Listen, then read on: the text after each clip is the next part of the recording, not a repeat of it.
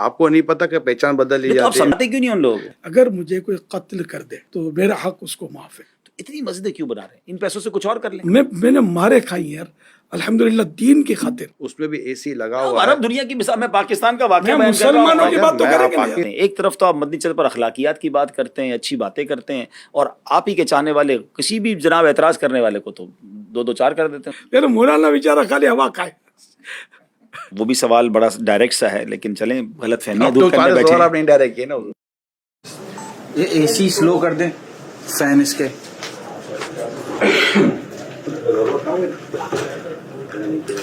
ابھی بھائی camera on record. جی میرا کیمرہ جی یہ سامنے ہوتی ہے. الحمدللہ عز وجل ایک بار پھر پروگرام غلط فہمیاں لے کر حاضر ہیں. جنہوں نے پچھلے 2 ایپیسوڈز دیکھے ہیں، پچھلی 2 قسطیں دیکھی، انہیں معلوم ہے کہ اس پروگرام میں امیر اہل سنت قبلہ بانی دعوت اسلامی حضرت علامہ مولانا ابو بلال محمد الیاس اتار قادری صاحب سے بڑے اسٹریٹ فارورڈ کوسچنز بھی ہوئے تھے، اور اس پر شاندار انداز میں بڑی نرمی کے ساتھ آپ نے ہمیں جوابات عطا فرمائے. تو آج امیر اہل سنت کے ساتھ ساتھ حاجی عمران اتاری صاحب بھی ہمارے ساتھ ہیں. تو انشاءاللہ ان دونوں شخصیات سے ہم سوالات کریں گے. ہم آپ کو بھی ویلکم کرتے ہیں کہ آپ بھی اگر کچھ سوالات کرنا چاہتے ہیں اس پروگرام کو دیکھیے، اور اس کے کمنٹ سیکشن میں جا کر آپ سوالات کیجئے کہ ان سوالات میں سے بھی کچھ سوالات اگلے پروگرامز میں شامل کریں. پہلا سوال جو ہمارے پاس ہے تھوڑا سا ٹف کوسچن ہے. دعوت اسلامی والے، یہ کوسچن آیا میرے پاس، اہل بیت کا ذکر اتنا زیادہ کیوں نہیں کرتے جتنا صحابہ کا ذکر کرتے ہیں؟ صحابہ اور اولیاء پر تو بہت سارے آپ کلام بھی بناتے ہیں، پڑھتے بھی ہیں، مگر اہل بیت پر کلام بھی نہیں بناتے. یہ غلط فہمی نہیں ہے، غلط فہما ہے. وہ تو جواب دیں. مجھے بچپن میں امام حسین شہید کربلا کا نام لینا نہیں آتا تھا. بچہ تھا، نہ سمجھتا. اس وقت اپنی زبان میں ان کا میں نام لیتا تھا. یعنی میں وہ دہرانے میں بھی ڈر لگتا مجھے کہ کس طرح ان کا نام لیتا تھا. وہ لیتا تھا میں. یعنی یوں کہو کہ اہل بیت کی محبت ہماری گھٹی کے اندر ہے. الحمدللہ رب العالمین. یعنی کہ زمانہ ہو گیا میرے، پتہ نہیں مجھے بولنا چاہیے کہ نہیں، میری بڑی بہن مرحومہ، اور جب میری بیٹی کا رشتہ کر رہے تھے ہم، تو بعض جگہ سادات سے بھی رشتے آئے یا رشتہ آیا. میری بڑی بہن نے کہا کہ دیکھ سید کو بیٹی مت دینا. پھر ہم اس کو سید ہے اس لیے بول نہیں سکیں گے کہ بعض اوقات کچھ شکر رنجیاں بھی ہوتی ہے نا. تو یعنی ایسا ادب تو ہمارا الحمدللہ سیدوں کے ساتھ اور اہل بیت کے ساتھ. آپ میرے رسالے، میری تحریرات کو اٹھا کر دیکھ لیں، برسوں سے جو چل رہی ہیں، صلی اللہ علیہ وآلہ وسلم ملے گا اس میں. تو آلہ اہل بیت سمجھے. تو اور پھر یہ کہ میرے رسالے حضرت امام حسن رضی اللہ عنہ کی 30 حکایات، کرامات امام حسین، کرامات شیر خدا، کربلا کا خونی منظر. تو اس کے علاوہ مطلب یہ کہ رہے میرے کلام، تو آپ کو پتا ہے کہ میں نے کتنے کلام اہل بیت اطہار کی شان میں عرض کیے. الحمدللہ اہل بیت کے تو شان میں نے اتنے بیان کیے ہیں. مجھے یاد پڑتا ہے میں 3 گھنٹے کھڑے بیان میں نے کیے ہیں. اللہ بیان شہادت، صحت تھی. اور مجمع بھی الحمدللہ، اجتماع کثیر. ایک بار میں نے اس دوران کسی کی شہادت، حضرت علی اصغر رضی اللہ عنہ کی شہادت یا کسی کی شہادت کا کوئی بیان کیا، تو اس میں کسی نے بتایا کہ ایک نوجوان کھڑا ہو گیا تھا جوش میں آ کر کہ جیسے دشمنان نے اہل بیت کو مار ڈالوں، کاٹ ڈالوں. وہ اتنا مطلب جوش میں آ گیا تھا. کس نے کیا حضرت علی اصغر کو شہید؟ اس کو مطلب کیفیت یہ میں نے دیکھا نہیں کہ مجمع اجتماع کثیر ہوتا تھا. آپ لوگوں نے ہو سکتا ہے اٹینڈ کیے ہوں گے. جانچی پاڑے میں گھانچی پاڑے میں. جی ماشاء اللہ. تو یوں الحمدللہ بتا، ہم تو شروع سے ہی ابھی ہم کو یار وضاحتیں کیوں کرنی پڑ رہی ہیں. اردو میں یہی سوچ رہا ہوں. ورنہ تو میں آپ کو بتاؤں تو لبی بھائی، جنرلی کسی کو کسی افتتاح یا سنگ بنیاد کے لیے بلایا جائے نا، تو وہ اپنے ساتھ کسی دوسرے کو بھی شریک پسند نہیں کرتا. مگر دعوت اسلامی میں 91 میں آیا ہوں، اور میں نے جب امیر سنت کو کسی مسجد کا افتتاح کرنا ہے، کسی سنگ بنیاد رکھنا ہے، تو آپ کا ایک انداز ہوتا تھا کہ 12 سید بچوں کو جمع کیا جائے، میں ان کے ذریعے کروانا چاہتا. اچھا، مہمان خصوصی آپ جس کو آپ ایک ٹرم ہے جو استعمال کی جاتی ہے، سنگ بنیاد کے لیے نارملی بلایا جاتا ہے. لیکن اب امیر سنت کو بلایا جا رہا، ہم سے کہتے ہیں یا ساداتوں کو بلاؤ، یہ سید کے ذریعے میں کراؤں گا. اچھا، خود فیضان مولا مشکل کشا رضی اللہ تعالیٰ عنہ، یہ مساجد دعوت اسلامی کے ذریعے بنائی گئی ہیں، اعلان حضرت نے خود فرمایا ہے. تو فیضان امام حسین، فیضان بی بی فاطمہ اور اس طرح کی کئی مساجد ہماری الحمدللہ بنی ہوئی ہے. فیضان اہل بیت تو ہمارے مساجد کے نام بھی رکھے جاتے ہیں. الحمدللہ. اور یہ خود عالمی مدنی مرکز فیضان مدینہ سید شہزادوں کو جمع کر کے جی، تو ان میں سے تھا. اوپننگ کروائی. جی جی. الحمدللہ صحرائے مدینہ کی اوپننگ بھی سیدوں سے کروائی. میڈیکل کے جب ایشو آتے ہیں اور بیماریوں کو پھر دوائی مہنگی، تو امیر سنت کے باقاعدہ یہ بیانات موجود ہیں کہ سید و سادات کو تو آپ مطلب کہ فری میں کر دیں، اور ان کے نانا جان کی مطلب کہ نظر کرم لیں اپنے اوپر. اچھا یہ بھی فرما دیا کہ اگر سید کے ساتھ کسی نے کیا تو ان کا لینا آپ پر احسان ہوگا، آپ کو ان پر احسان نہیں کر رہے. اب میرا سوال یہ ہے کہ آپ کو سیدوں سے محبت ہے، آپ کو اہل بیت سے محبت ہے، آپ کو رسول اکرم صلی اللہ علیہ وسلم کی آل سے محبت ہے، آپ دنیا میں اپنی محبت کو پروف کیسے کریں گے؟ اچھا کیا ہر ایک کو پروف کرنے کی کیا ضرورت اور حاجت پیش آتی ہے؟ آپ نے اہل بیت کے ذکر کی تو بات کی، لیکن جو کلام کرنے والے کہتے ہیں کہ صحابہ کا ذکر بھی بہت کرتے ہیں، تو یہ مطلب کیوں کرتے ہیں؟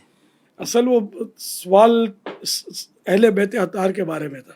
باقی اب صحابہ کرام کا جہاں تک تعلق ہے تو مولا علی کرم اللہ وجہ الکریم یہ صحابی نہیں تھے، امام حسن امام حسین یہ بھی صحابی تھے. تو یوں یہ صحابہ کرام تو ہیں.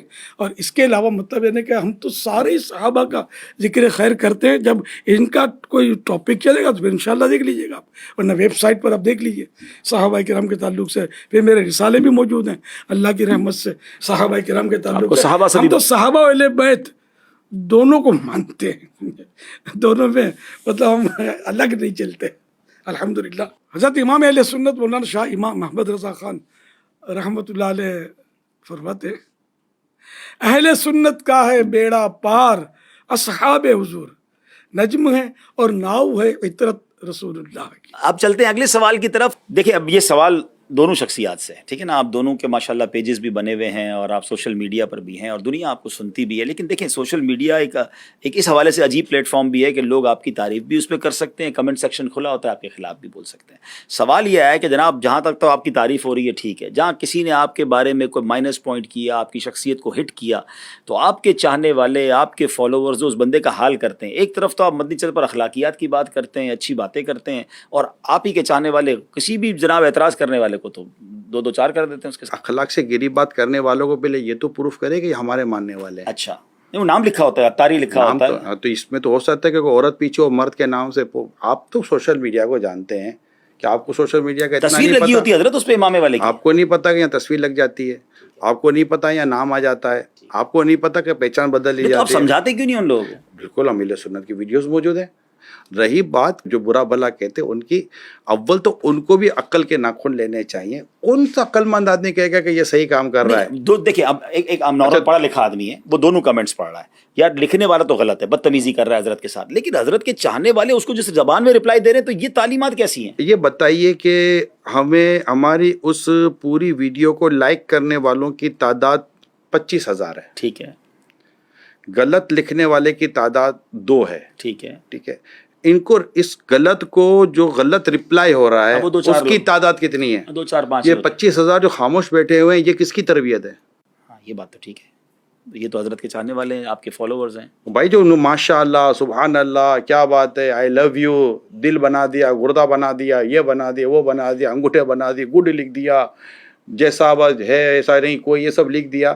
یہ سب لکھ رہے ہیں، یہ تو نہیں کہہ رہے اس کو برا بھلا. آپ ان 25,000 کو شاباشی کیوں نہیں دے رہے ہو کہ حضرت کی تربیت دیکھیں کہ لاکھوں لوگ ان کے پیج کے اوپر ہیں. 5.2 ملین 52 لاکھ جن کے پیج کو سبسکرائب کیے ہوئے ہیں، لائک کیے ہوئے ہیں، اور ان کی ویڈیو اگر گئی ہے مطلب کہ 2-4 لاکھ تک، اس پہ کامنٹس آپ پڑھیں، اس میں اب نیگیٹو کامنٹس لکھنے والے کو جس نے رسپونڈ کیا نیگیٹو، صحیح ہے. اس کی تعداد Ratio. کتنی ہے؟ ٹھیک ہے، اب آپ دیکھیے کہ یہ لاکھوں جو چپ ہیں، یہ تربیت نہیں تو کیا یار. اچھا پھر گلی کوچوں میں محلوں میں دیکھیں آپ، جی کوئی ایسا آپ کو واقعہ ملتا ہے؟ پوری دنیا میں دیکھیں کبھی کوئی ایسا اچھا میں واقعہ ڈائریکٹلی ملتا پوچھ ہے؟ لیتا ہوں نا حضرت، آپ کی تعلیمات کیا ہیں؟ اگر آپ کو کوئی برا بھلا کہے تو آپ کیا یہ مریدین کو کہتے ہیں کہ اس کو رپلائی دیں، جواب دیں، یا آپ خود چینل پہ ان کو رپلائی دیتے ہیں؟ میرا الحمدللہ بہت پرانا وصیت نامہ لکھا ہوا ہے، آج بھی پرنٹ ہو کر مکتبۃ المدینہ سے ملتا ہے اور ویب سائٹ پر بھی آپ کو مل سکتا ہے. اس میں نے لکھ دیا ہے کہ اگر مجھے کوئی قتل کر دے تو میرا حق اس کو معاف ہے. کیونکہ قتل مسلم میں 3 حق ہوتے ہیں. ایک تو حق اللہ، ایک حق وارث، اور تیسرا جو ہے وہ حق مقتول نے جو قتل کیا گیا تو میں نے اپنا حق تو معاف کر دیا کہ مجھے اختیار ہے، رہے میرے وارث، تو ان کو میری درخواست دی ہوئی ہے کہ میرے قاتل سے قصاص نہ لیا جائے، ان کو معاف کر دیا جائے۔ رہا حق اللہ کا حق بھی ہے، قتل ناحق کیوں کیا، اب وہ تو ذرا میں وہاں تو چھڑانے سے رہا، میرا یہ ہے، میں نہیں چاہتا کہ میری وجہ سے کوئی بندہ جو ہے وہ جہنم میں داخل ہو، میں نہیں چاہتا کہ میری وجہ سے کوئی ایسے ہنگامے کھڑے ہوں جس میں لوگوں کی جانیں ضائع ہوں، مال تلف ہوں، ہڑتالیں ہوں، دھرنے ہوں، احتجاج ہوں اور امت پریشان ہو۔ الحمدللہ اس طرح کی باتیں میں نے کئی بار اپنے بیانات میں، اپنی مدنی مذاکرات میں کی ہیں۔ اب اگر اس کے باوجود اگر کوئی کمزور بات میرے تعلق سے کہہ دیتا ہے، وہ ذرا اس کا میں تو ذمہ دار نہیں نا۔ اچھا، میں اس سوال کو ایک اور انداز سے بھی کرنا چاہوں گا۔ اتنے چاہنے والے، لاکھوں کروڑوں آپ کے فالوورز ہو گئے، اتنی بڑی تحریک، دنیا میں آپ کا نیٹ ورک، جی نہیں چاہتا ان کو مخالفین کو شٹ اپ کال دی جائے، ان کو جواب دیا جائے، میڈیا آپ کے پاس، سوشل میڈیا آپ کے پاس، چاہنے والے آپ کے ساتھ، تو آپ کیوں برداشت کرتے ہیں اتنی باتیں؟ بھائی آج کے دور میں کون برداشت کرتا ہے؟ آپ بولیں، ٹھیک کر دیں ان لوگوں کو۔ ادھر آئے نا، تھوڑا ادھر آئے، پہلے ادھر بھی تو کرنا نہیں ہے، ادھر آئے۔ ادھر جاؤں۔ ہاں، ہم کہتے ہیں کہ ہمارے حضرت لاجواب ہیں۔ اچھا، وہ تو لاجواب ہے، لیکن اس کا تو جواب دینا۔ جواب نہ دینے کی وجہ سے لاجواب ہے۔ اچھا، تو کیوں نہیں دیتے جواب؟ آپ کے پاس جواب نہیں ہے؟ قرآن کریم کی آیت لقد کان لکم فی رسول اللہ اسوۃ حسنہ، اللہ کے رسول کی ذات میں تمہارے لیے بہترین نمونہ ہے۔ کیا میرے پیارے آقا صلی اللہ علیہ وسلم جسے میں محبت کرتا ہوں، میری جان قربان، میری آن قربان، میری آئندہ نسل قربان، انہوں نے اپنے نفس کے لیے کسی سے بدلہ لیا ہے نا؟ نہیں لیا نا، تو میں کہا بولوں آپ کے بارے میں صلی اللہ علیہ وسلم، تو یہاں تک کہا جائے دشمن آ جائے تو چادر بھی بچھا دیتے ہیں۔ تو مطلب یہ باتیں مطلب ذرا نفس کو برانگیختہ تو کرتی ہیں۔ ہم لوگ تو مطلب ذرا کہ گناہ گار بندے ہیں، کبھی جذبات انسان کے مشتعل ہوتے بھی ہیں، لیکن کبھی یہ واقعہ نہیں پائیں گے کہ میں نے اپنی ذات کے لیے کسی کو پٹوا دیا، کسی کو مروا دیا، کسی کو، حالانکہ یہ سب ہو سکتا ہے، اشارہ کرنے کی دیر ہے۔ اتنے سارے اپنے پاس لوگ، لیکن الحمدللہ آج تک آپ ایک بھی واقعہ لا نہیں سکتے۔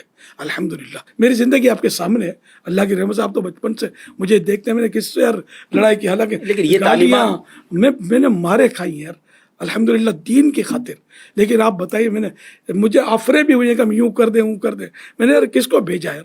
الحمدللہ میں مطلب اس چیز سے اپنے آپ کو حتی الامکان بچا کر بڈھا ہو گیا ہوں۔ آپ چلیں، آپ کی طبیعت آپ نے بیان کر دی نا کہ آپ بدلہ نہیں لیتے، آپ کی مسیرت میں ایسا واقعہ نہیں ملے گا۔ آپ کی تعلیمات اپنی شورا کو، اپنے ذمہ داران کو، کہ وہ بھی ایسے ہی دعوت اسلامی لے کے چلیں گے، جھگڑا نہیں کریں گے، ریپلائی نہیں دیں گے، جواب نہیں دیں گے، انشاءاللہ الکریم، اپنے نفس کے لیے، اپنی ذات کے لیے انشاءاللہ ان کو ہم انتقام نہیں لیں گے انشاءاللہ۔ ہمارے امیر سنت نے، اللہ ان کو سلامت رکھے، اپنی تحریک سے وابستہ اسلام بھائیوں کو قرآن کریم کی آیت کا حصہ یاد کروایا ہے۔ واہ، والکاظمین الغیظ والعافین عن الناس واللہ یحب المحسنین، یاد کرائی ہے یہ آیت کہ غصہ پینے والے، درگزر کرنے والے، احسان کرنے والے اللہ کو پسند ہیں، اور ادفع بالتی ہی احسن، اے سننے والے برائی کو بھلائی سے ٹال۔ یہ ہم نے انہی سے حدیث سنی ہے، جو تجھ پر ظلم کرے اسے معاف کر، جو تجھ سے توڑے اس سے جوڑ، اور جو تجھے محروم کرے اسے عطا کر۔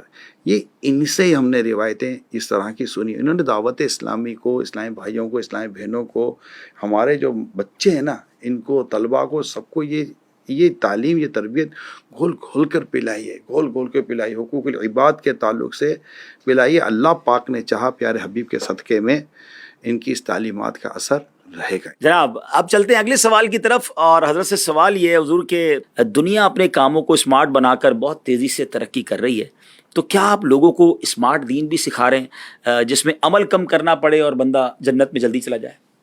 کہیں تو تفصیل ہوگی اور کہیں مطلب اختصار ہوگا۔ اب جیسے نماز پڑھنی ہے تو اس کو آپ بولو گے اسمارٹ کر دو اور ریڈیوس کر دو، تو 2 کے بدلے 1 سجدہ کر دیں، 4 رکعت کے بدلے 2 رکعت کر دیں۔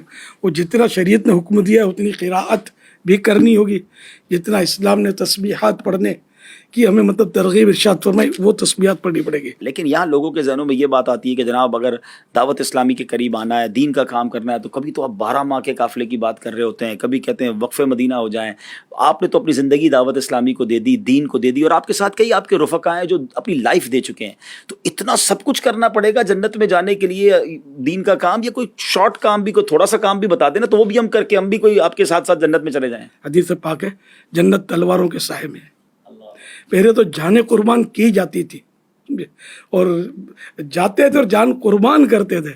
अब वो दौर तो हमारा ज़ाहिर है इस तरह का फिलहाल तो नहीं है कि हम जाने कुर्बान करते. हम तो आपसे टाइम ले रहे हैं, आपकी जान कहाँ ले रहे हैं? जान होगी तो हमें टाइम देंगे ना, और आप अपने लिए देंगे. तो जितनी नेकियां करेंगे उतना आपके लिए फ़ायदा होगा. बोलते जितना गुड़ डालोगे इतना मीठा होगा. तो यानी आपकी तरफ से, दावत इस्लामी वालों की तरफ से कोई ऐसा इन्फसाइज नहीं है, कोई ताकीद नहीं है कि भाई नफली रोज़े भी रखने पड़ेंगे तो नवाफिल भी पढ़ने ही पड़ेंगे. नहीं पढ़ता कोई तो गुनाहगार तो नहीं है. शर्त नहीं है. ठीक है. ना उसको दावत इस्लामी से निकाला जाएगा, ठीक है. ना दावत इस्लामी वाला इस पर अमल करता है. ठीक है. जिसको अल्लाह तौफीक दे, हम तरगीब तो दिलाएंगे. पहले के लोग इतनी इबादतें करते थे, इतनी इबादतें करते थे कि हज़रत जुनैद बगदादी रहमतुल्लाह अलैह जब अपने ज़रूरत का कमा लेते थे ना, तो दुकान पर पर्दा डाल देते थे और फिर पीछे जाकर पर्दे के नफले अदा करते थे.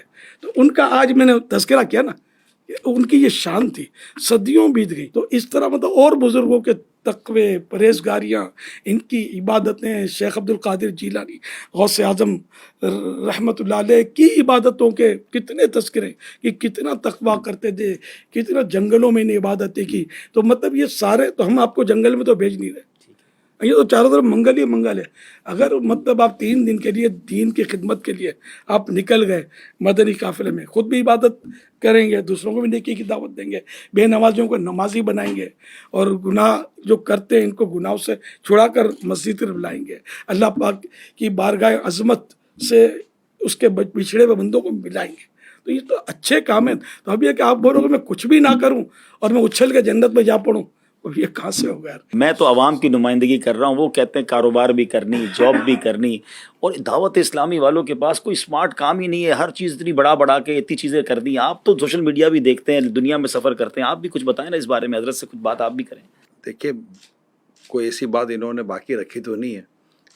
असल में ये है कि जैसे नहीं मानना उसको नहीं मानना होता. मैं ये समझ पा रहा हूँ कि जो उलमा हैं उनका काम उम्मत तक पूरी बात पहुँचाना है. माशाअल्लाह. और ये काम हज़रत ने किया. हज़रत ने फ़र्ज़ किया ये भी बताया, वाजिब किया ये भी बताया, सुन्नत किया ये भी बताया, नफल किया ये भी बताया, मुस्तहब किया ये भी बता दिया, गुनाह किया ये बता दिया, सवाब किया ये बता दिया. अब जिन्होंने सिर्फ फ़र्ज़ पढ़ने के अलावा और कुछ करना नहीं और लोग बातें करेंगे, तो उन्होंने फ़र्ज़ को अहमियत दी, बाकी चीज़ों को अहमियत भी नहीं दी होगी. ऐसा ही है. यार हम पर बात ना आए. जिन्होंने दाढ़ी रखनी थी, इन्होंने दाढ़ी के फ़ज़ाइल बयान किए और दाढ़ी रखने की अहमियत बयान की. और जिन्होंने दाढ़ी रखनी नहीं है माज़अल्लाह, तो उन्होंने दाढ़ी इस्लाम में है कि इस्लाम दाढ़ी में है, इस तरह की बातें करके लोगों को कन्फ्यूज़ करने की कोशिश की. ऐसा ही है. यहाँ से बाकायदा वो बात बयान की गई कि जिस बयान को करने के बाद एक तो एक इल्म पहुँचाने का भी हक़ अदा करना होता है. एजुकेशन फील्ड के अंदर एक आउटलाइन का लफ्ज़ है, आउटलाइन हमेशा कंप्लीट होती है. ठीक है.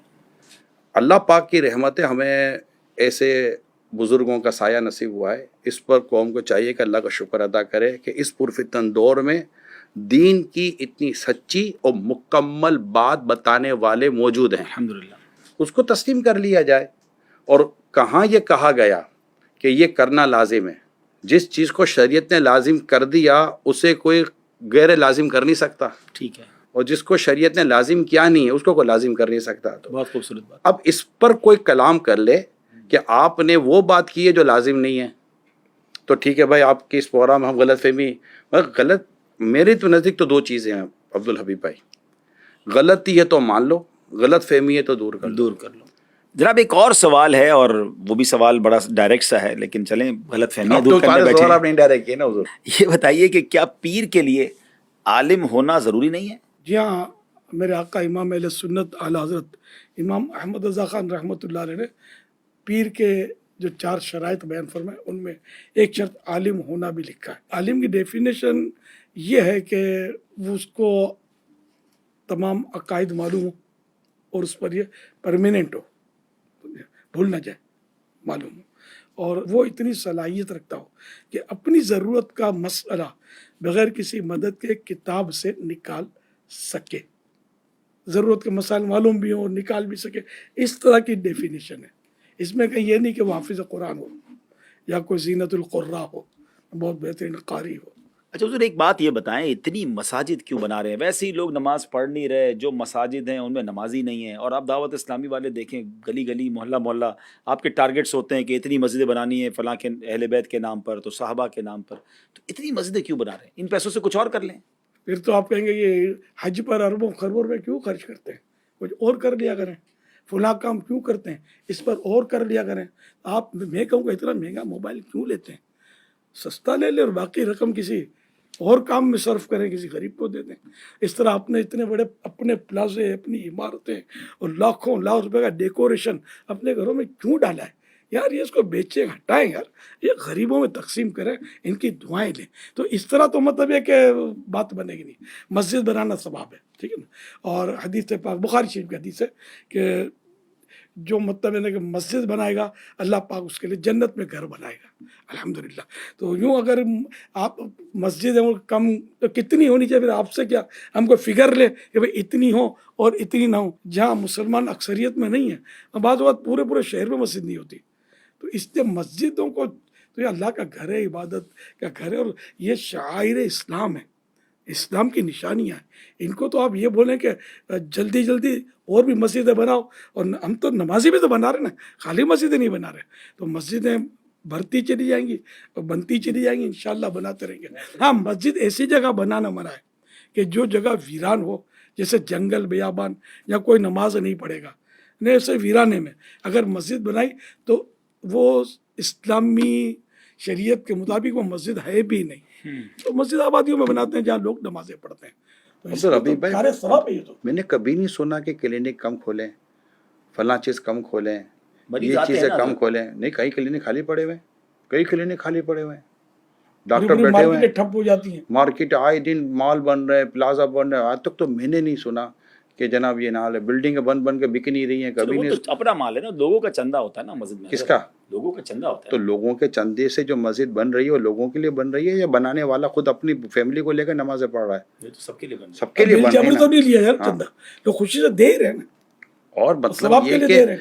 مجھے تو پتہ نہیں کیا بنتا غلط مسجد فہمی. اوور فلو ہو جائے پھر کوئی مسجد بنائے تو سمجھ آتا ہے. وہ کہتے ہیں ہمارے محلے میں پہلے ایک مسجد تھی، 2 صفحے، اس میں نمازی نہیں ہوتے، تھوڑے 1-2-4 گلیاں چھوڑ کے دوسری بنا دی. دعوت اسلامی صرف مسجد بناتی ہے یا مسجد آباد کرنے کے کام بھی کرتی ہے؟ یہ بات بتائیں نا. آپ بتائیں نا. مسجد آباد کرنے کے بھی کام کرتے ہیں. یعنی ہمارے 2 نعرے ہیں، مسجد بناؤ تحریک بھی جاری رہے گی اور مسجد بھرو تحریک بھی جاری رہے گی. اور پھر کیا یہ مساجدیں اللہ کرے کہ نمازوں میں بھریں، لیکن کیا یہ پوری سال میں کبھی مسجدیں بھرتی نہیں ہیں؟ ایسا تو نہیں ہے. جمعہ میں کئی مسجدیں بھر جاتی ہیں، عید میں کئی مسجدیں کم پڑ جاتی ہیں، باہر شامیوں ٹینٹ لگانے پڑتے ہیں، تراویح میں تراویح میں مسجدیں بھر جاتی ہیں. تو ایسا تو نہیں. یعنی کہ مطلب عجیب سی یہ تو مطلب الٹی لوجک ہے کہ آپ کہہ رہے ہیں کہ مسجدیں نہیں بناؤ، بلکہ آپ ہمارا ساتھ دیں کہ آئیے مسجدیں بنائیں اور نمازی بھی بڑھائیں تاکہ مسجدیں آباد ہوں. کسی ایک علاقے کی مسجد میں، میرے تو کئی بیانات ہوئے ہیں کئی جگہوں پر، میں نے پوچھا کہ کیا اس علاقے میں رہنے والے اگر تمام مسلمان مسجد میں نماز پڑھنے کے لیے آ جائیں تو آپ کو یہ مسجد کافی پڑے گی؟ کہا نہیں، ہمیں اور مسجد بنانی پڑیں گی. تو اب نمازی بڑھانے کے بجائے، نیکی کی دعوت دینے کے بجائے، لوگوں کو گناہوں سے نکال کر مسجد میں لانے کے بجائے، اگر کوئی یہ فلسفہ یا لاجک کسی پر ڈالے کہ مسجد بنانے کی کیا ضرورت ہے، اتنی مسجدیں بنانے کی کیا ضرورت ہے، آپ مجھے بتائیے. اچھا، اعداد و شمار آپ کے سامنے ہوں گے، آپ پاکستان میں بھی ٹریول کرتے ہیں، باہر بھی، آپ کو لگتا نہیں بن گئی جتنی مسجدیں بننی تھی؟ کہاں بنی ہیں؟ اچھا. میں ساؤتھ افریقہ گیا، مساجد نہیں تھی، بہت کم مساجد تھیں. اور یو کے گیا، بہت کم مساجد تھی. ایون کہ کئی اور دنیا کے ملکوں میں ہم گئے، جیسے کہ حضرت نے خود فرمایا کہ کئی کلومیٹر جائیں تو مسجد ہوتی نہیں ہے. بلکہ میں نے تو باقاعدہ ایک آرٹیکل پڑھا تھا کہ کسی ویسٹرن کنٹری سے ایک شخص پاکستان آئے اور آ کر بیٹھے فیملی کے ساتھ بات کر رہے تھے. جیسے ہی اذان کی آواز آئی وہ اٹھ کر مسجد میں جانے لگے. تو جو میزبان تھا جو یہیں کا تھا، اس نے کہا ابھی تو اذان ہوئی ہے، اتنی جلدی کیا ہے؟ تو کہا تمہیں کیا پتہ اذان کی اہمیت کیا ہے؟ ہم تو برسوں گزر کے اذان کی آواز کانوں میں نہیں آتی. یہ تو اللہ نے ویسا کرم کیا ہے کہ یہاں ہم بیٹھے، ہم کو اذان کی آواز آئی ہے اتر کے مسجد میں آپ کی جانے بات دو. تو میری بات کی تائید میں ہو گئی نا کہ بیرون ملک میں بنائے نا مسجد ہے بھائی, وہاں دور دور نہیں ہے, تو پاکستان میں بھی بنا رہے یہاں ہیں, بھی نہیں ہے, یہاں تو بہت ہو گئی نا. نہیں ہے. ہم اچھا, کئی کلومیٹر تک جاتے ہیں مسجد نہیں ہوتی, کئی علاقوں میں جاتے ہیں مسجد نہیں ہوتی, کئی بڑے بڑے سینٹر. الحمدللہ دعوت اسلامی نے تو کئی بلڈنگ بنانے والوں کو نماز کی جگہ بنانے کی سوچ دی ہے. کئی جگہوں پر مسجد دعوت اسلامی کے ذریعے بن رہی ہیں. پاکستان میں بھی ایسے علاقے ہیں جہاں مسلمان رہتے پاکستان ہو ہیں. یا پاکستان کے باہر ہوں, دنیا میں کئی ایسے آپ کو علاقے ملیں گے جہاں پر مسجد کی کمی ہے. اچھا آپ یہ بتائیے, دنیا میں ایک سٹینڈرڈ ڈسکس کیا جاتا ہے کہ اتنے لوگوں میں ڈاکٹر ہونا چاہیے. ٹھیک ہے, اسٹینڈرڈ بیان کیا جاتا ہے کہ جب مثال کے طور پر 400-500 جہاں لوگ ہوں اس میں ایک ڈاکٹر کا ہونا ضروری ہے, رائٹ. کیا کوئی ایسا اسٹینڈرڈ ہمارے پاس آیا, کسی نے دیا کہ اتنے لوگوں تو ایک مسجد ضروری ہے, 2 مسجد ضروری نہیں ہے؟ بھائی ایک علاقے کے اندر اگر 4 مسجدیں بھی بنی ہوئی ہیں تو آپ یہ دیکھیں پاپولیشن کتنی ہے. اگر یہ پاپولیشن مسجد میں آ جائے نماز پڑھنے کے لیے تو آپ کو لگتا ہے کہ 4 مسجدیں بھی زیادہ ہیں یا کم ہیں؟ نمازی کم ہیں اس پر بات کی جائے, نہ کہ یہ بات کی جائے کہ مسجد زیادہ ہیں. مسجد مرثیہ خواہ ہیں کہ نمازی نہ رہے, یعنی وہ صاحب اوصاف حجازی نہ رہے, کہ واعظ قوم کی وہ پختہ خیالی نہ رہی, برق طبعی نہ رہی, شعلہ مقالی نہ رہی, رہ گئی رسم ازاں روح بلالی نہ رہی, فلسفہ رہ گیا تلقین غزالی نہ رہی. تو آپ ہمارا ساتھ دیں دعوت اسلامی کا, اور مل کر نیکی کی دعوت عام کریں. بے نمازیوں کو نمازی بنائیں گے تو مسجدیں کم ہی پڑیں گی, آپ لکھ لیجئے. چلیں جناب, امید ہے کو دعا کرتے ہیں کہ اللہ کرے کہ آپ کی غلط فہمی دور ہو گئی ہو سکتا ہے کہیں سے اعلان آتا دیں گے تو ہم بھی مسجد بنائیں. ہاں, بنانا چاہیں تو رابطہ کر سکتے دعوت اسلامی کی مرکزی مجلس شورا نے یہ اعلان کیا ہوا ہے, اور لائیو اعلان ہے. آپ دنیا میں کہیں بھی رہتے ہیں, جس بھی ایریا میں آپ کو لگتا ہے کہ ہمارے پاس یہاں نماز پڑھنے کی جگہ نہیں ہے, مسجد نہیں ہے, جائے نماز نہیں ہے, مصلی نہیں ہے, آپ ہم سے رابطہ کریں. انشاءاللہ دعوت اسلامی آپ کو وہاں پر مسجد اور نماز پڑھنے کی جگہ بنا کر دے گی. واہ. اب میں حضور کی طرف پھر چلوں گا کہ حضور نوجوانوں کے لیے آج کل بڑی بات ہو رہی ہے, اور واقعی پاکستان بھی ایک ایسا ملک ہے کہ جس میں بڑی تعداد میں یوتھ ہے, اور پھر دنیا بھر میں نوجوان. تو کیا آپ کی دعوت اسلامی میں, آپ کے اس پورے انوائرمنٹ میں نوجوانوں کے لیے, یوتھ کے لیے بھی کوئی پلان ہے؟ الحمدللہ ہمارے پاس بھی یوتھ ہی کی کثرت ہے. ماشاءاللہ. نہیں وہ تو میں تو یہ عرض کروں گا, جب دعوت اسلامی لے کر چلے تھے تو آپ کا شمار یوتھ میں ہی ہو رہا تھا. میں بھی کوئی یوتھ تھا آج سے 42 سال پہلے تقریباً. میں یوتھ ہی کہا جائے گا. میری عمر 30-31 سال کی ہوگی جب آپ دعوت اسلامی کا کام لے کر جاتے ہیں, اور اس سے پہلے بھی میرا خیال ہے آپ کی یہ مصروفیت تھی. میں تو شروع سے ہی سب ایک طرح سے مذہبی ماحول میں ہی پلا بڑا ہوں الحمدللہ. تو میرے پاس بھی ارد گرد نوجوان ہی تھے, اور ماشاءاللہ آپ بھی اس وقت تقریباً نوجوان ہیں. بزرگ کم ہیں, یا وہ بزرگ ملیں گے جو پہلے جوان تھے اب ہو گئے, جیسے میں بوڑھا ہو گیا, جوانی سے چلا تھا. تو اس میں یوتھ کے لیے تو پروگرام ہی پروگرام ہے. یہ سارا کام یوتھ ہی کر رہے ہیں 99%. دیکھیں عبدالحبیب بھائی, آپ نے جو ابھی بات کی نا, تو میرا خیال ہے شاید اگر ناظرین اور آپ اگر وہ پروگرام دیکھ لیں, 2 سپٹمبر یوم دعوت اسلامی پر ایک پروگرام ریکارڈ ہوا تھا. امیل سننے کے ساتھ آپ کے پرانے اسلامی بھائی بھی موجود تھے. اس میں آپ کو یاد توفیق انجینئر ہمارے ساتھ بیٹھے ہوئے تھے. اچھا, توفیق انجینئر یہ ہمارے بہت پرانے اسلامی بھائی. امیل سنت کا جب دعوت اسلامی نہیں بنی تھی تب امیل سنت اپنا کام کرتے تھے, تو اس وقت بھی یہ آپ کے پاس ہوتے تھے. تو میں نے جب ان کی بات سنی تو امیر سنت کے گرد توفیق بھائی سمیت جو 4-5 قریب کے جو نوجوان تھے, یہ شاید سبھی انجینئر تھے. 3 سے 4 تو وہ تھے جن کے نام کے ساتھ انجینئر لگتا ہی تھا. ٹھیک ہے, میں نے وہ ان سے تو اب میں اس وقت یہ سوچتا تھا کہ انجینئر تھے, امیل سنت ایک دین و مذہب کی بات کرنے والے. تو میں نے ان کو ہی پوچھا تھا کہ آپ کیسے ان کے قریب بیٹھ جاتے تھے. آپ کو یاد ہوگا توفیق بھائی نے اس وقت پروگرام میں کہا تھا کہ مجھے ایک کی ماں نے میری ماں کو کہا تھا کہ میرا بیٹا یہ الیاس قادری کے پاس چلا گیا, اس کو بچا دو. سے کہا کیا بچا, میرا بیٹا بھی وہیں جا رہا, تو جانے دے, تو مسئلہ کوئی نہیں ہے. تو اس وقت بھی جب دعوت اسلامی نہیں تھی تو یہ قریب نوجوان, اور وہ بھی انجینئرنگ کرنے والے اور کوالیفیکیشن یعنی کہ ورلڈلی کوالیفیکیشن سے ریلیٹڈ کوالیفائڈ لوگ تھے. تو اور آج بھی مدرسۃ المدینہ جو دنیا بھر میں چلتے ہیں, ہفتہ وار اجتماع جو دنیا بھر میں ہوتے ہیں, اعتکاف جو دنیا بھر میں ہوتے ہیں. اچھا, اسی طرح اسلامی بہنوں کے اجتماعات, اسلامی بہنوں کے جو مدرسۃ المدینہ بالغہ جو دنیا بھر میں ہوتے ہیں. اس طرح اور دعوت اسلامی کی جو مدنی قافلوں کی جو 5-7 لاکھ اسلامی بھائی جو مدنی قافلوں میں سالانہ سفر کر رہے ہوتے ہیں, اسلامی بھائیوں کی بات کر رہا ہوں, سفر کر رہے ہوتے ہیں. ان سب کی اگر آپ تعداد لیں تو اس پہ اگر آپ دیکھیں گے تو آپ کو مور دین 92% آپ کو اس میں نوجوان ملیں گے. تو یہ نہیں کہہ سکتے کہ دعوت اسلام کے تو نوجوان نہیں ہے. اسکولز کالجز میں بھی کام کرتی دعوت اسلامی؟ بالکل کرتی ہے. شعبہ تعلیم کا بہت بڑا ہمارے کالج یونیورسٹیز کے اندر اجتماعات ہو رہے ہیں. اسکولوں میں جا کر جو ٹین ایجر ہیں ان میں دعوت اسلامی کام کر سارے رہی ہے. یوتھ میں ہی ہو گئے. سب یوتھ ہی یوتھ ہے. دعوت اسلامی کے لیے تو مشہور یہی ہے کہ نوجوانوں کی تحریک ہے. یعنی آپ سوشل میڈیا کو بھی دیکھیں نا, سوشل میڈیا پر جو ٹوٹل جو دعوت اسلامی کی جو سوشل میڈیا پلیٹ فارم ہیں, جو اس پر آپ مور دین 5 کروڑ سے زیادہ کو آپ سبسکرائب دیکھتے ہیں. اللہ تو یہ جو سبسکرائب ہوئے ہیں, جو فالوورس ہیں, جو فین فالوئنگ ہے, تو یہ نوجوان نہیں ہے تو پھر ہیں کون؟ یہ تو مجھے آپ بتا دیں.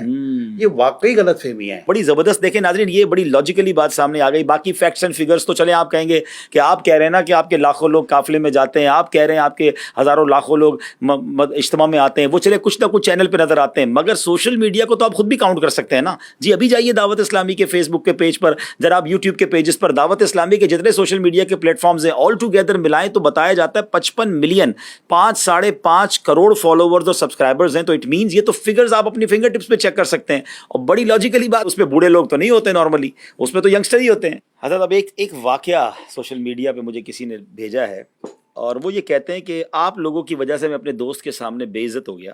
میں اپنے دوست کے ساتھ آپ کے نگران صاحب کی ایک محفل میں گیا, اور وہ نگران صاحب بڑی قناعت اور صبر اور شکر پر انہوں نے بیان کیا, اور جس حال میں بھی رہو اور اللہ کا شکر ادا کرو. بیان ختم ہوا تو ہم نے دیکھا کہ وہ نگران صاحب تو اے سی والی گاڑی میں آئے تھے, اے سی والی گاڑی میں واپس چلے گئے. تو جناب خود صبر و شکر کا اور قناعت کا درس دے کر گئے, خود اے سی والی گاڑی میں گئے. میرے دوست نے میرا مذاق اڑایا, کدھر لے کر آیا مولوی کو, دیکھ مولوی کے تو اپنے خرچے بہت زیادہ ہیں, تو کون سی صبر و شکر اور قناعت کی بات ہو رہی ہے. اب وہ کہتا ہے میں تو بے عزت ہو گیا اپنے دوست کے سامنے. اگر ایک واقعہ ایسا ہوا بھی ہے تو اس میں آپ ناراض نہ ہو, بالفرض ہوا ہے تو. اور مجھے یہ بھی آپ بتا دیں کہ اسی گاڑی میں بیٹھنے سے کیا اسلام نے منع کیا ہے؟ صبر کی پھر بات نہ کریں. مدینے جانا ہے نا انشاءاللہ. تو مسجد نبوی میں نماز کیسے پڑھو گے؟ سینٹرل اے سی لگا ہوا ہے نا, صحیح کیسے کرو گے؟ ٹھنڈا ٹھنڈا ماحول ہے, ہر مسجد آپ کو وہاں ایئر کنڈیشن تقریباً ملے گی. تو یار یہ کوئی بات تھوڑی, اے سی کو گناہ تھوڑی ہے. اب جس مسجد میں اے سی لگا ہوا ہے تو اس میں صبر و قناعت کی بات کی جائے کہ نہیں کی جائے, کہ سب کو دھوپ میں نکال کر پھر صبر و قناعت کی بات کی جائے؟ تو یار وہ تو اسی کو تو کہتے ہیں اعتراض برا اعتراض. تو قناعت کی تعریف کیا بنے گی؟ قناعت ہے کہ اللہ پاک نے جتنا دیا بس اس پر راضی رہے. اللہ پاک نے جتنا دیا اس پر حاضر ہے. اب اللہ پاک نے اگر اسے اے سی اور سہولت والی زندگی اگر اللہ پاک نے عطا فرمائی ہے تو اس پر شکر ادا کرے, اس پر راضی رہے نا. جی جی جی. تو یہ میرے کہیں ہے کہ قناعت والا بغیر اے سی کے سوئے گا؟ بغیر اے سی کے ہوائی جہاز میں مدینے جائے گا؟ دیکھیں وہ آپ دیکھیں عام مثال مکے مدینے کی دے رہے, وہاں تو ضرورت ہے. دنیا میں کہیں بھی جاؤ ہوائی جہاز اچھا ہوائی جہاز تو کار, ہر کار ایئر کنڈیشن نہیں وہ ہوتی, مبلک تو ہر ہوائی جہاز ایئر کنڈیشن ہوتا ہے. اے سی والی گاڑی میں آیا اور اے سی والی گاڑی میں گیا, اور وہ نہیں تو اس کا مطلب یہ ہے کہ عرب دنیا میں اور دنیا بھر کے اتنے ممالک میں جہاں کہ ایک چھوٹی سی کیبن جو ہے اس میں بھی اے سی لگا ہوا ہے. عرب دنیا کی مثال, میں پاکستان کا واقعہ بیان کر رہا مسلمانوں ہوں. کی بات تو کریں گے. اس میں یہ سوچنا ہے کہ یار ماشاءاللہ دیکھو اللہ نے اتنا نوازا ہے, اے سی والی گاڑی ہے, اتنا اللہ نے اس کو مال دیا ہے, اتنی اللہ نے اس کو آسائش والی زندگی دی ہے, مگر یار قربان جاؤں دین کا کام کر رہے ہیں, واعظ و نصیحت کر رہے ہیں. تو مولوی صبر و قناعت کو پھر بھی بھولا نہیں ہے, صبر و قناعت اور یہ کو بھولا بے نہیں. صبری بھی نہیں ہے. ایئر کنڈیشن مریض ایئر کنڈیشن کمروں میں تو ہوتے ہیں یار, کہتے بیچارے بے قرار. مولوی صاحب کے پیسے کیسے آ گئے؟ گاڑی چندے کے پیسوں سے گاڑیاں لیتے ہیں, کیا تو کرتے ہیں؟ مولوی صاحب کے اپنے کام نہیں کرتے, وہ مولوی صاحب کے پیسوں سے کیا گاڑی نہیں آ سکتی؟ اچھا, اور اگر آ گئی تو کیا حرج ہے؟ اگر کسی نے اگر تحفے میں بھی دی ہے تو کیا آپ کو دنیا مطلب کہ پلاٹ کے پلاٹ تحفے میں دیتی ہے؟ ایک مذہبی آدمی عبدالحبیب بھائی, ایک مذہبی آدمی عاشق رسول اگر خوشحال ہے تو تکلیف کی چیز کی ہے. مسئلہ یہ ہے کہ جو یہ چیز ہو رہی ہے یہ کیا چیز غلط ہے؟ اور کیا اس نے یہ کہا ہے کہ میں اے سی میں نہیں سوتا ہوں, میں اے سی والی گاڑی میں نہیں بیٹھتا ہوں, دیکھیں میں صبر کر رہا ہوں؟ اس نے کوئی ایسا دعویٰ کیا ہے؟ اس نے کوئی ایسا دعویٰ نہیں کیا. اور کوئی گاڑی آتی ہے, ضروری نہیں کہ اسی کی اپنی بھی گاڑی ہو سکتا ہے کوئی ایسا اہل محبت ہو جو اس کو گاڑی میں لے کر چلا گیا ہو. تو میرے کو تو یہ حیرت ہو رہی ہے کہ یہ سوال ہم سے وہ شخص کر رہے ہیں جو دنیا کے ایسے ملکوں میں جاتے ہیں جہاں پر ایک عام آدمی بھی بغیر گاڑی کے نہیں رہتا. پھر ایسے واقعات کتنے, ہاں یہ بات ہے, ایسے لوگ کتنے, ٹھیک ہے. اچھا جن کی مطلب کہ سہولت دے کر تکلیف ہوئی ہے, تو جو بیچارے تکلیف میں ان کی تکلیف دور کرنے کی کتنی کوشش کی گئی ہے, اس سے ہمدردی اس سے ہمدردی کس نے کی؟ اور یہ بہت سارے ہیں, خود جس مسجد میں کئی لوگ نماز پڑھتے ہیں اس مسجد کے امام صاحب کے پاس گھر پورا نہیں ہے, اس کے بیچارے کے پاس سائیکل تک نہیں ہے کئی امام کے پاس.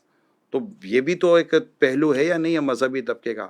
مگر میں یہ کہہ رہا ہوں کہ اگر کوئی عالیشان گاڑی میں سنت کے مطابق عاشق رسول واعظ و نصیحت بیان کرنے والا آ کر ہمیں دین, اسلام و مذہب کی بات پہنچا دیتا ہے اور کوئی حرام و ناجائز چیز نہیں کرتا, تو آپ کو اس کو اپریشیٹ نہیں کرنا چاہیے کہ یار اللہ نے تمہیں اتنا مال و اسباب دیا, اس کے بعد بھی تم دین کی طرف ہو, نہ کہ تم گناہوں کی طرف چلے یعنی گئے. آپ کی بات سے ایسا لگ رہا ہے کہ پازیٹیو سائڈ لینی چاہیے, پازیٹیو تھنکنگ ہونی چاہیے. ہم جب پڑھتے تھے نا حضور اسٹیٹکس, ہم کو ایک سر پڑھاتے تھے سیکنڈ ایئر فرسٹ ایئر کے اندر, اور ایک انہوں نے مثال دی تھی.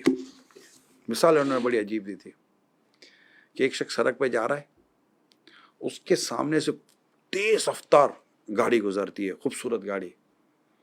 وہ تھوڑا ہلتا ہے, گاڑی کو دیکھ کر کہتا ہے دھوپ میں چل رہا ہوں, میری جگہ دھوپ میں چلے تو پتہ چلے کہ دھوپ میں چلنا کس کو بولتے ہیں.